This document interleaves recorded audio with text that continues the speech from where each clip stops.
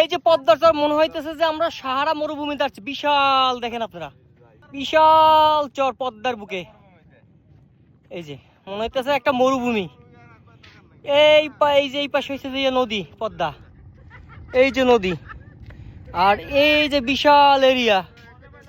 বাপরে বাপ, এত বড় চর আমি জিন্দেগিতে দেখি না, এই প্রথম। দানবের পা ছাপ কই? এখানে বলে দানবের পা ছাপ আছে,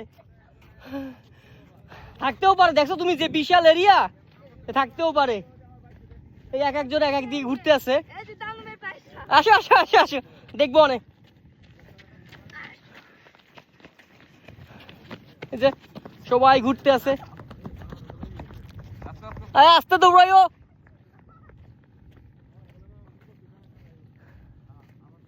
কিন্তু রৌদ্র আছে, গরমও লাগতেছে।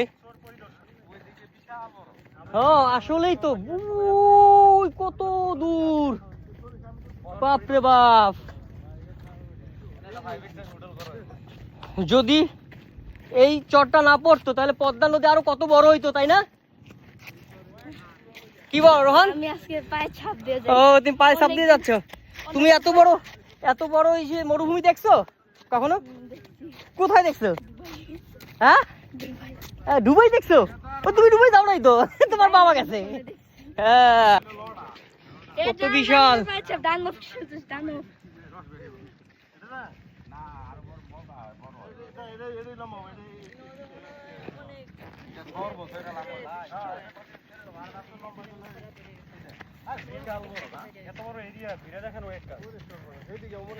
সেদিকে তো ওরে বাপ রে বাপ, এটা কি নদীর মধ্যে ছিল না?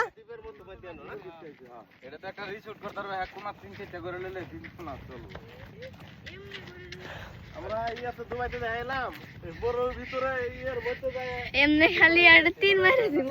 হ্যাঁ, এখানে কিন্তু ভালো একটা স্টেডিয়াম হয়, বিশাল এক স্টেডিয়াম।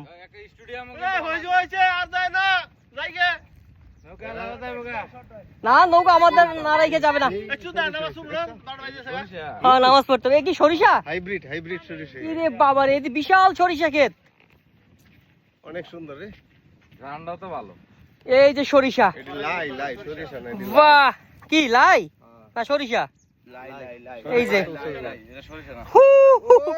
সেই ছবি তুলবো, ভিডিও বাই এই জায়গায়।